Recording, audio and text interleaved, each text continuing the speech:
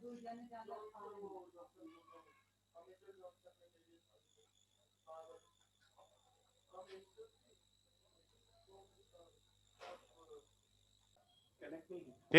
है, कनेक्टेड है। यस बेटा, आवाज आ रही है सबको? अभिषेक, ओके, आस्था, अभिषेक, अंश, अभी हम दोनों। हेलो हेलो, आवाज कट कट के आ रही है बेटा।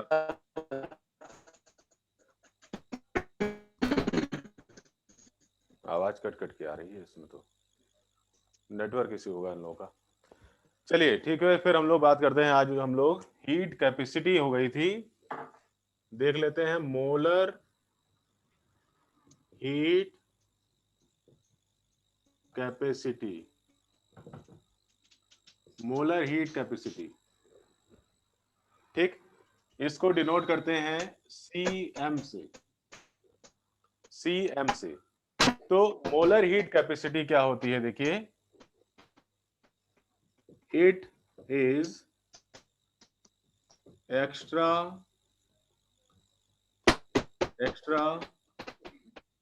amount of heat which is yes sir required। हाँ बोलो बेटा। हेलो हेलो सर वो भाग गया। हंस, सर अच्छा, उसका कोई नहीं। नेटवर्क शायद प्रॉब्लम होगा। हाँ नेटवर्क की दिक्कत है, उसकी आवाज साफ नहीं आ रही थी। चलो कोई नहीं, अभी ज्वाइन, हाँ ज्वाइन तो हो गया। ठीक, तो हम लोग बात कर रहे हैं यहाँ पर मोलर हीट कैपेसिटी की। तो मोलर हीट कैपेसिटी क्या हो गई? It is the extra amount of the heat which is required to increase temperature of 1 mole substance by 1 degree Celsius. ठीक, 1 डिग्री सेल्सियस टेम्परेचर इंक्रीज करने के लिए 1 मोल सब्सटेंस को जितनी एक्स्ट्रा अमाउंट ऑफ हीट देनी पड़ती है वो उसकी मोलर हीट कैपेसिटी कहलाती है। That is known as a molar heat capacity.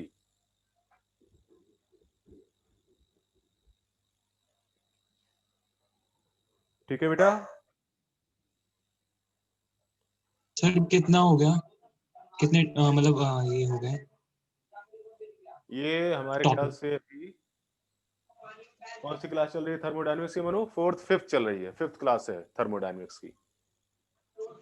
ठीक है, 4th क्लास के आपके वो वीडियो हम डाल चुके हैं, ये 5th क्लास चल रही है। ठीक, कहीं मिस तो दैट नहीं इज हुआ ना नोन कोई एज, वीडियो, कोई टॉपिक कोई मिस हो गया? कोई टॉपिक नहीं मिस तो नहीं हुआ ना? नहीं, उसमें मिस नहीं हुआ है कोई भी टॉपिक। ठीक है। ठीक, ये हो गई मोलर हीट कैपेसिटी। चलिए आगे लिखेंगे, मोलर हीट कैपेसिटी के बाद में लिखे units of heat capacity. Units of heat capacity. ठीक, तो इसकी यूनिट क्या होगी? देखो C इक्वल टू होता है Q by delta T। C equal to Q by delta T। Okay, तो Q होता है जूल में, Q किस में होता है? जूल। और टेम्परेचर चेंज हो गया किसमें? टेम्परेचर चेंज हो गया तुम्हारा केल्विन में, तो जूल पर केल्विन। ठीक, joule per kelvin, that is your unit of heat capacity. और अगर मोलर हीट कैपेसिटी की बात करेंगे सीएम, तो यहां पर मोल भी आ जाएगा। ठीक, तो क्या हो गया? Q अपॉन डेल्टा T, और ये पर मोल है। क्या है ये? पर मोल है, यानी कि नीचे N भी आ गया। तो इसकी हो गई जूल पर केल्विन पर मोल। ये इसकी हीट कैपेसिटी की यूनिट हो गई।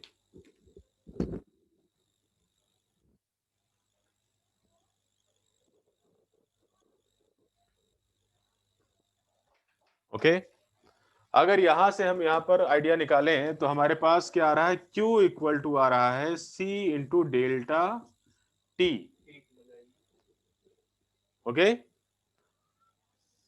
ये भी एक फार्मूला है, heat equal to heat capacity into temperature change. तो अगर हम एट कांस्टेंट वॉल्यूम, अगर हम कांस्टेंट वॉल्यूम पर बात करें तो ये हो जाएगा क्यू वी इक्वल टू हो गया C V into delta T. ठीक, और इसी तरीके से at constant pressure Q P equal to C P into delta T. ये भी दो फार्मूले हो गए, किस पर, जब हमने वॉल्यूम कांस्टेंट कर दिया तो ये फार्मूला आ गया, जब हमने प्रेशर कांस्टेंट कर दिया तो ये फार्मूला आ गया। सर एक बार रिपीट करके समझा देना। क्या चीज बेटा, ये क्यूपी और क्यूवी? सर यही, हाँ, Q is equal to C into delta T. Sir C इसमें क्या रखा है? C is the heat capacity. C जो होती ओके। है वो हीट कैपेसिटी होती है। हीट कैपेसिटी हमने लास्ट टर्न पर बताया था कि वो जैसे अगर किसी सब्सटेंस का टेम्परेचर हमको 1 डिग्री सेल्सियस इंक्रीज करना होता है तो उसको 1 डिग्री से ज्यादा टेम्परेचर देना पड़ता है, तब पूरे सब्सटेंस का टेम्परेचर 1 डिग्री इंक्रीज होता है। तो जो एक्स्ट्रा अमाउंट ऑफ हीट दी जाती है वो उसके मॉलिक्यूल्स एब्जॉर्ब कर लेते हैं, उसी को हीट कैपेसिटी कहते हैं। ठीक, अब उसके बाद फिर हीट कैपेसिटी के बाद फिर आई आज बात मोलर हीट कैपेसिटी की। तो अगर 1 मोल सब्सटेंस का टेम्परेचर हमको 1 डिग्री इंक्रीज करने के लिए जितनी एक्स्ट्रा हीट देनी पड़ेगी, that is called as a C M, it means molar heat capacity. ठीक, अब हीट कैपेसिटी यहां पर तुमने फार्मूला देखा, हीट कैपेसिटी यानी सी बराबर होता है heat upon temperature change, heat upon temperature change. तो अगर हमको यहां पर मोलर हीट कैपेसिटी का निकालना है तो इस तरह से निकाल सकते हैं, और अगर कांस्टेंट वॉल्यूम पर निकालना है तो क्यूवी हो जाएगा। कांस्टेंट वॉल्यूम पर हीट क्या होगी, क्यूवी। तो क्यूवी अगर इस फार्मूले में हम रखें तो Q V equal to C V into delta T, क्योंकि हीट कैपेसिटी कब है, कांस्टेंट वॉल्यूम पर। और अगर कांस्टेंट प्रेशर पर निकालेंगे तो क्यूपी इक्वल टू हो जाएगा सीपी इंटू डेल्टा टी। ठीक है बेटा, समझ आ गया सबको, कोई कंफ्यूजन किसी को? No no sir. सर, आगे समझ। ओके, आगे देखते हैं। सर इरेज मत करिए, 1 मिनट। अच्छा अच्छा हाँ 1 मिनट सर। अच्छा, हर्ष ये अंश का कुछ पता है तुम्हें, कहाँ है इस समय? नहीं सर, बात ही अभी नहीं क्लास हुई। में है। नहीं दूसरा क्लास अंश ये तो दूसरा है बोलो, सर। का- उसकी खबर है कुछ? काफी दिन से बात नहीं हुई उससे। वही तो सर काफी इम्पोर्टेंट दिन से टॉपिक। बात नहीं हुई उससे। हाँ, इम्पोर्टेंट टॉपिक्स उसे छूटे जा रहे हैं ना, प्रॉब्लम ये है। फिर बाद में फिर कॉन्सेप्ट समझ तो नहीं पूछो आएगा, क्या उससे? इम्पोर्टेंट चैप्टर है। हैं? तो पूछो उससे व्हाट्सएप पे। हाँ पूछ लेना, बाद में पूछ लेना, क्लास के बाद में। Okay sir. ठीक है, ओके सर। चलिए अब इसके बाद फिर हम लोग देखेंगे relation between CP and CV. CP और सीवी के बीच में, ये देख रहे हो ना, सीवी और सीपी के बीच में क्या रिलेशन होगी, वो रिलेशन डिराइव करना। ठीक, तो अभी हमने देखा सीवी, देखो इक्वेशन सीवी इक्वल टू क्या है, Q V upon delta T. और Cp इक्वल टू है Qp अपॉन डेल्टा T। ठीक, अब इरेज कर दें इसको बेटा, लिख लिया? Yes sir. ठीक है।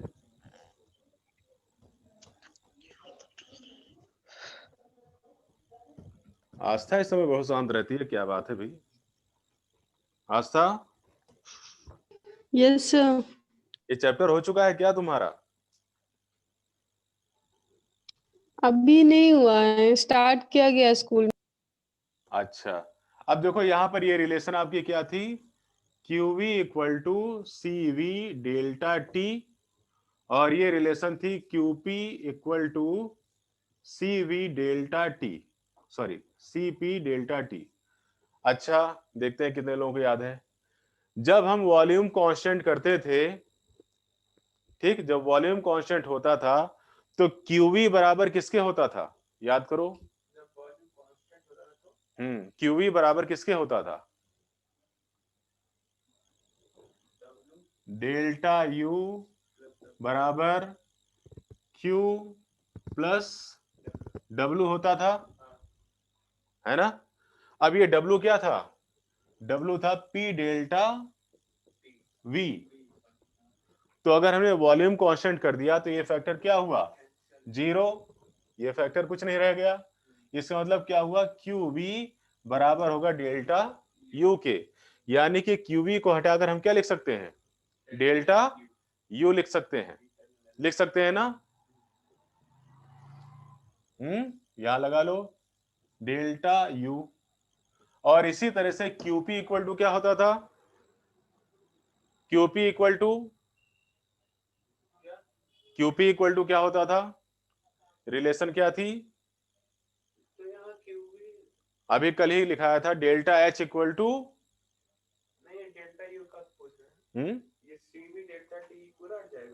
अब उसको हटाकर हम ये ला सकते हैं ना, या फिर इसको हटाकर ये ला सकते हैं रिलेट करके भाई, क्योंकि QV बराबर किसके हो गया? डेल्टा U के बराबर हो गया, है ना? इसी तरह से QP, अभी कल हम लोगों ने देखा था QP बराबर था डेल्टा H के। क्या हुआ?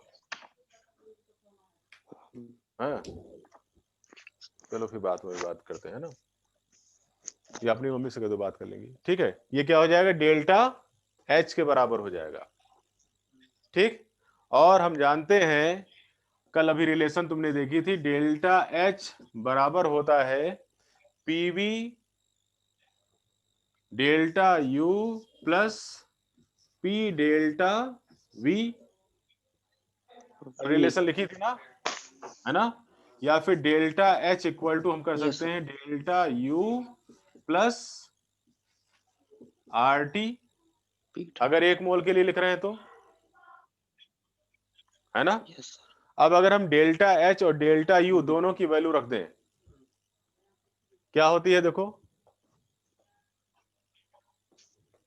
डेल्टा U कितना हो गया? डेल्टा U हो गया CV डेल्टा T।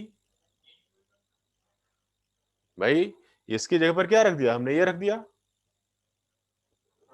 है ना? और इसी तरह से डेल्टा H की जगह पर हमने क्या रख दिया? CP delta T, okay, plus RT। तो यहां पूरे में से अगर हम इसको डेल्टा ना माने, T माने, तो पूरे में से T कॉमन निकल गया।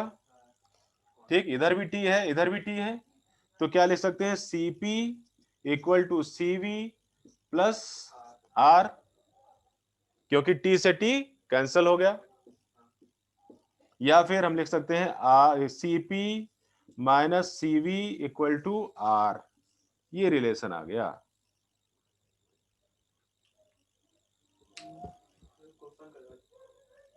ठीक है, यानी कि CP और CV का डिफरेंस R के बराबर होगा।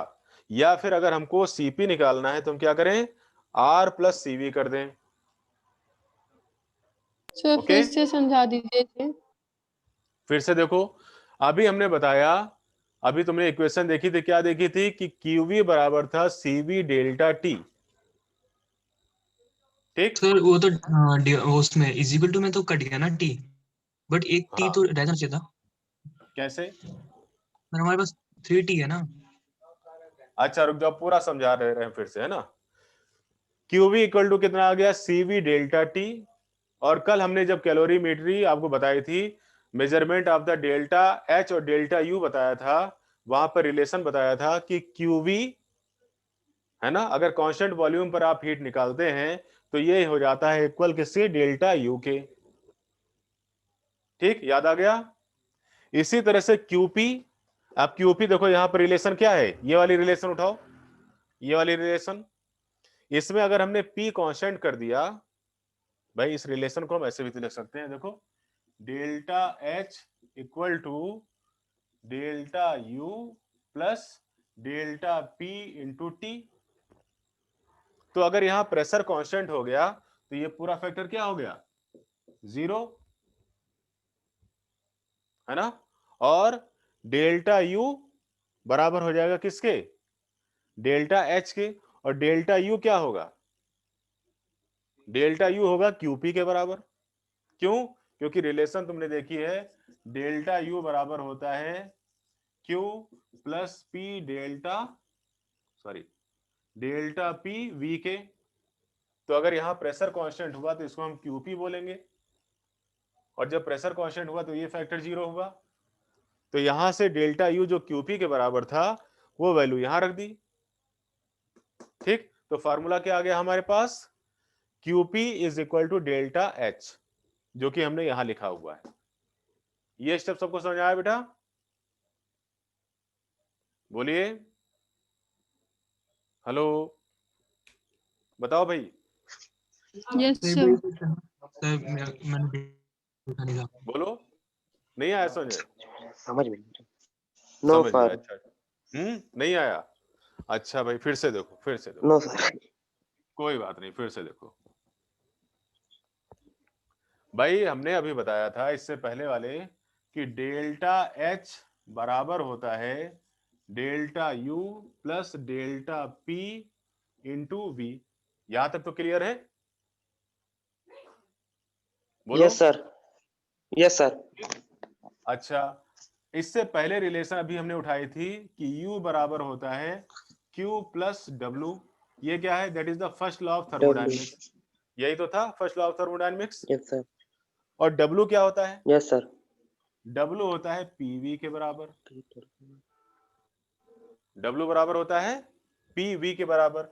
अब इसमें डेल्टा P एक बार लेते हैं और एक बार डेल्टा V लेते हैं। तो अगर हमने प्रेशर कांस्टेंट कर रखा है, जब प्रेशर कांस्टेंट हो गया तो प्रेशर में चेंज होगा कोई? बोलो, नो प्रेशर सर, चेंज होगा, 0 हो गया।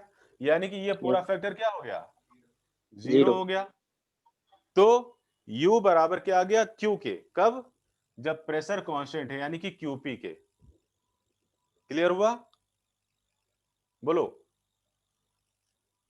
बताइए भाई, ये क्लियर हुआ concept? Yes, yes sir, yes sir. अच्छा, तो अगर हम यहां पर देखो जो डेल्टा U लिखा हुआ है इसको हटाकर QP कर दें तो कोई फर्क? नहीं, यहां पर डेल्टा U को हटाकर अगर हम QP लिख दें तो कोई चेंज आएगा? कोई अंतर पड़ेगा? नहीं पड़ेगा, क्योंकि प्रेशर कांस्टेंट है। बोलो, क्यों? भाई U को हटाकर U की जगह पर हम क्या रख रहे हैं? अब यहां पर क्या आ गया? U बराबर क्या आ गया? QP आ गया। तो अगर U को हटा दें और QP लिख दें तो कोई फर्क पड़ेगा?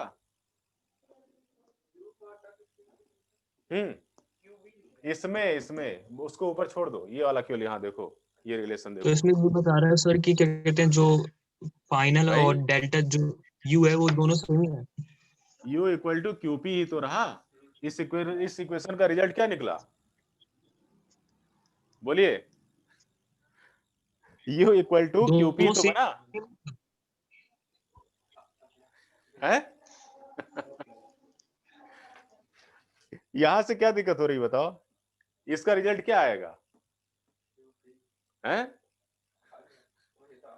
आज सारे क्या सर कहें ये भाई। तो ठीक है। अब सर ये बताओ कि सर ये दोनों इज इक्वल टू में मतलब इक्वल हो गया ना, अरे रुक जाओ पहले। यू और डेल्टा यू। अभिषेक को समझ में आ गया देखो। तो U इक्वल टू QP हो गया, इक्वल हो गया, यस सर। बोलो हाँ या ना। अंश यस सर। बराबर हुआ, U बराबर QP हाँ। के हुआ कि नहीं हुआ, हो गया। Yes sir, yes sir, yes sir. तो अब यहाँ पर देखो U को हटाकर हम QP लिखते हैं, तो कोई तकलीफ है कि नहीं है? No sir. अच्छा, हाँ तो चलो भाई इसको हटा दिया सही है। और लिख दिया हमने QP। ठीक, तो अब हमारी इक्वेशन क्या बन गई, डेल्टा हाँ हाँ, H ठीक इक्वल ठीक टू ठीक। QP yes sir, yes plus P delta और delta P into V। Plus B. ठीक, अब अगर हमने कांस्टेंट प्रेशर लिया है तो यहां पर भी प्रेशर चेंज क्या हो जाएगा, बोलो भाई, प्रेशर चेंज कितना, कांस्टेंट अभी तो 0 हो गया था ना। जीरो हो गया, जीरो। तो ये फैक्टर भी क्या हो गया, जीरो हो गया। हाँ, तो डेल्टा जीरो हो H गया। इक्वल टू क्या आया, QP।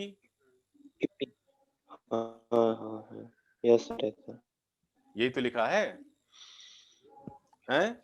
Yes sir. अरे चमका कि नहीं चमका, रिवाइंड में देख लेना यूट्यूब है? पे। चमका हाँ, तो कुछ कुछ समझ में आ रहा है। सर ये मैंने सुना हुआ है? है। हाँ मोशन वाले। चलो चमक गया भाई, अच्छी बात है। अच्छा अब देखो, अब यहां पर ये जो रिलेशन थी, अब यहां से देखो, यहां से ये वाली, ठीक, अब डेल्टा H की जगह पर क्या रख दिया हमने, CP डेल्टा T। ठीक, तो डेल्टा हटा दिया, केवल T ले लिया। ठीक, या फिर डेल्टा सब जगह लो, या फिर डेल्टा एक जगह लो, मान लो चलो सब जगह ले लेते हैं। क्योंकि हमें तभी तभी कटेगा है ना CP, सर, तभी रुक जाओ काटने के अभी लिए। आ जा रहे हैं, आ जा रहे हैं, आ जा रहे हैं, तुमको चमक गया बहुत जल्दी। तो CP डेल्टा T, इसी तरह से U को हटा दिया, ले आए हम CV डेल्टा T और R इंटू डेल्टा T।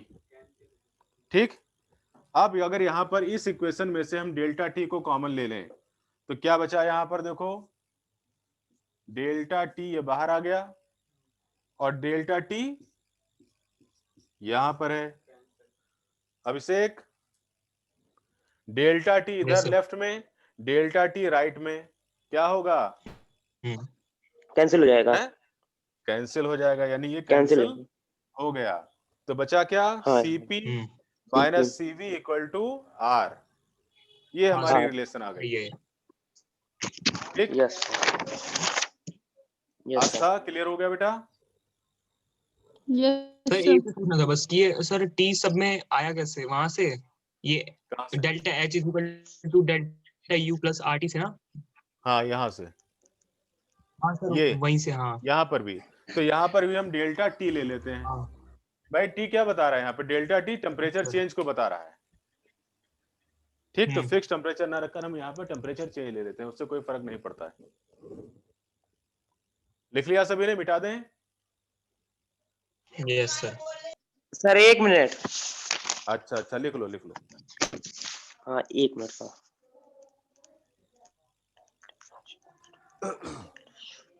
लिख लीजिए, तो इस पर बढ़िया सा क्वेश्चन देते हैं फिर। यस सर, तुरंत? क्वेश्चन दीजिए सर। हाँ अभी करके बताएंगे भाई, इतना घबराने की बात नहीं है, पहले हाँ अभी नोट करवाएंगे भी। फिर उसके बाद फिर देंगे करने के लिए, है ना। हाँ सब ठीक है।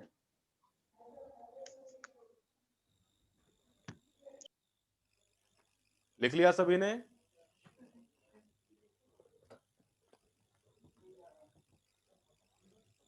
चलो भाई क्वेश्चन लिखते हैं हम लोग। क्वेश्चन क्वेश्चन कह रहा है, the specific heat of an elementary gas, the specific heat of an elementary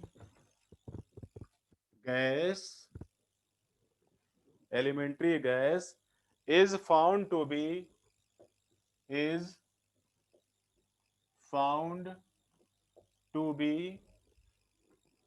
अच्छा ये बताओ, तुम लोगों की क्लास डेली कर दें?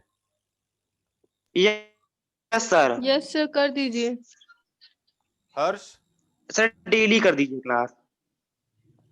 हर्ष यस सर, कर दीजिए। डेली कर दें 8 बजे की? हाँ शाम को? हाँ हम्म, हाँ ठीक है, सही रहेगा सर। 8 बजे 10 बजे शाम को टाइम 8 हो बजे? जाता। बोलो हर्ष, कोई परेशानी? शाम को 8 बजे तो मेरी नो सर। तो शाम को 8 बजे नहीं हो पाएगी मेरी। अच्छा अच्छा, 8 बजे सब क्लास रहती है शेड्यूल तुम्हारी? 9 देख बजे तो लीजिए ठीक उसके है। बाद जो। हाँ सर। ठीक है, तो 9 बजे सही रहेगा? यस हाँ सर। सर, 9 बजे सही है। अच्छा ठीक है, तो 9 बजे कर देते हैं, जिससे सिलेबस थोड़ा सा खींच दे तुम लोगों का, है ना? Okay sir. चलो ठीक है, तो क्वेश्चन देख लो। रात में ही तो रहेगी। हाँ हाँ, रात में ही। ठीक। The heat sir daily capacity, होगी ना क्लास? हाँ हाँ डेली, हम कंफर्म कर देंगे उस पर ग्रुप पे, है ना? Okay sir. देखो क्वेश्चन लिखो। The specific heat of an elementary gas is found to be 313 joule per kelvin, okay, at constant volume, at constant volume. ठीक। आगे कह रहा है if the molar mass of the gas is, if molar mass of the gas is found to be ये दिया है आपको 40 gram per mole, 40 gram per mole. Okay, what is the atomicity of the gas? What is atomicity of gas? ठीक, और क्या दिया है इसमें आपको? और कुछ नहीं दिया है। ठीक, देखो अब इसमें दिया क्या है सॉल्यूशन में, देखो इसमें दिया है आपको heat capacity of elementary gas at constant volume, यानी कि आपको दिया है CV। कितना दिया है? 0.313 and molar mass of the gas is 40 gram. Molar mass equal to 40 gram per mole ये दिया हुआ है।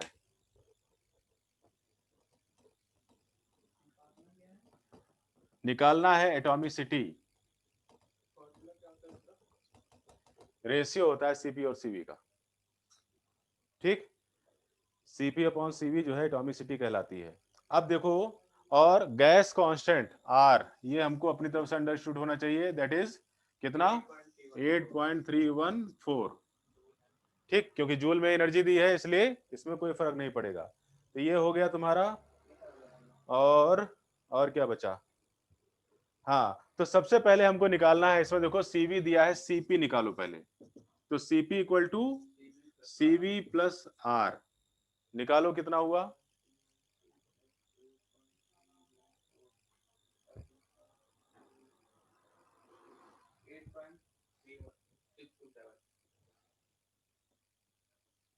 कितना आ गया सीवी? 8.627। 8.627। 4 3 7 1 2 3 3 6। हाँ यही तो आ रहा है शायद। यही आ रहा है।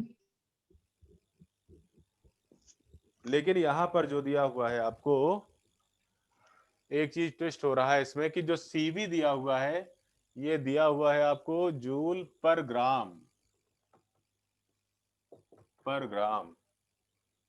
ये यहां पर एक ट्विस्ट है, किसमें दिया हुआ है? जूल पर ग्राम में दिया हुआ है। ठीक, और हमको निकालना है इसका मोलर मास के हिसाब से, तो ये हो जाएगा CV 0.313 इंटू, अब इसका मॉलिक्यूलर मास है 40, इससे इसका आपको मल्टीप्लाई करना पड़ेगा तब निकलेगा ये।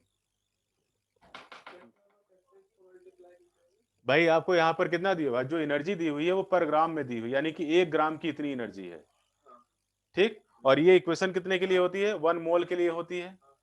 भाई आर यहाँ पर क्या लिया है हमने, डायरेक्टली आर ले लिया है, इसका मतलब यहाँ पर n इक्वल टू हमने कितना मान रखा है, 1 मोल मान रखा है। तो यहाँ एनर्जी जो है वो पर मोल की निकालनी पड़ेगी, इसलिए इसको 40 से मल्टीप्लाई करना पड़ेगा। कितना आया बताओ,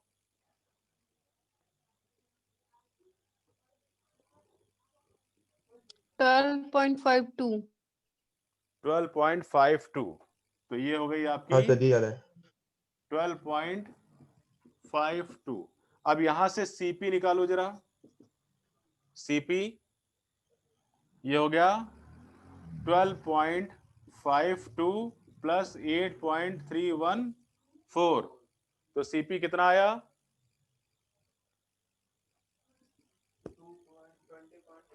20.834। तो 19.834। 20.834। 20.834। हाँ हाँ गुड। सर 20. अब हमको देखो निकालनी है 834. एटॉमिसिटी, क्या निकालनी है, एटॉमिसिटी। तो एटॉमिसिटी को हम डिनोट करते हैं गामा से, और ये हो जाएगा Cp upon Cv, Cp upon Cv, ठीक। तो Cp आ गया आपका 20.834 अपॉन Cv आ गया कितना, देखो Cv आ गया आपका 12.52 इक्वल टू जो आएगा यही आपकी एटॉमिसिटी हो गई। कितना आ गया,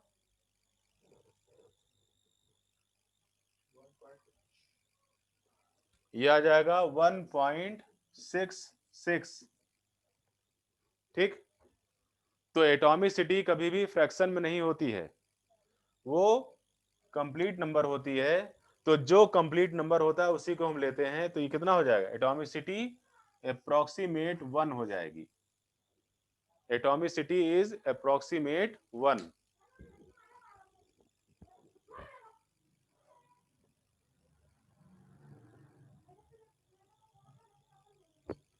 ठीक है बेटा,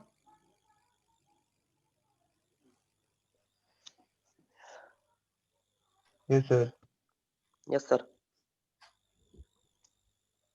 एक वो लिख लो जरा, नोट करके लिखो, लिखिए relation between CP and CV, heading डालिए relation between CP and CV and atomicity of the gas. ये एक चीज आपका रह गया था, इसको ही लिख लो क्योंकि कंपटीशन में पूछा जाता है। Relation between CP and CV, CP CV and atomicity of gas, ठीक।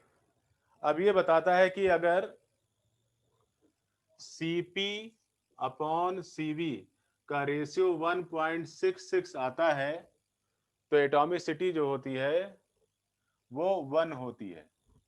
एटॉमिसिटी कितनी होती है, 1 होती है। और गैस जो होती है इसे हम बोलते हैं मोनो एटॉमिक, मोनो एटॉमिक।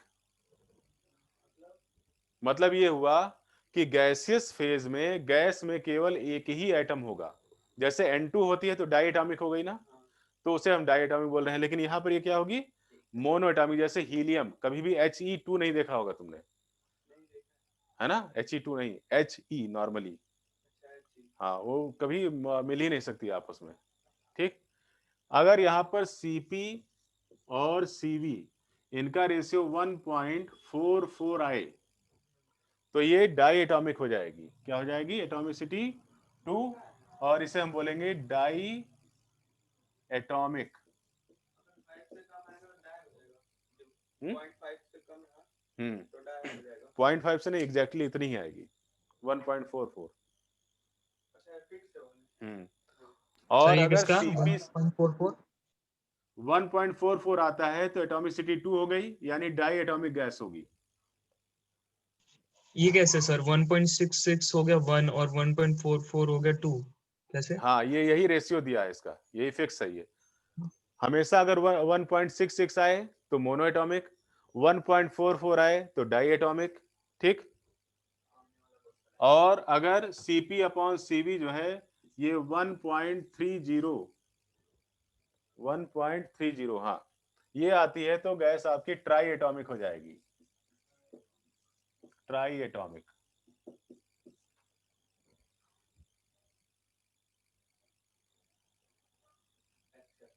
ठीक। मोनो एटॉमिक जैसे नेसेंट ऑक्सीजन मोनो एटॉमिक होती है। डाई एटॉमिक जैसे N2, ठीक। ट्राई एटॉमिक जैसे O3। ये एग्जांपल्स हो गए इसके।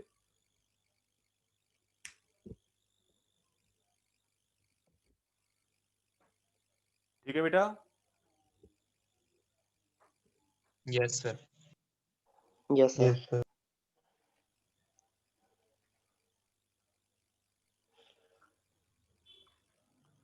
चलो एक क्वेश्चन और देखो इसका, दूसरे टाइप का क्वेश्चन कैसे बन सकता है इसमें। लिखो, अच्छा रुक जाओ, लिख लिया सभी ने इसको ना? Yes sir. चलिए क्वेश्चन लिखिए। A swimming pool contains 1 into 10 to power 6 liter 1 into 10 to power 6 liter of water.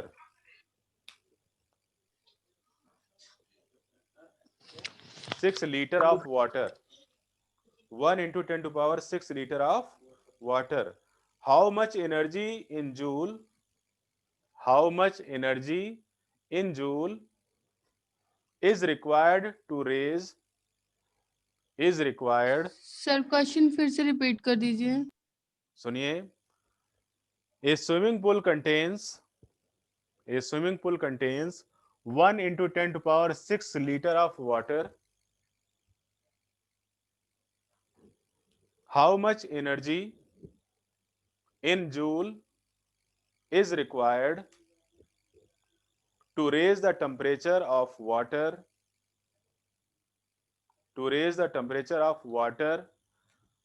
from 20 degrees Celsius to 30 degrees Celsius. Okay. The specific heat capacity of the water is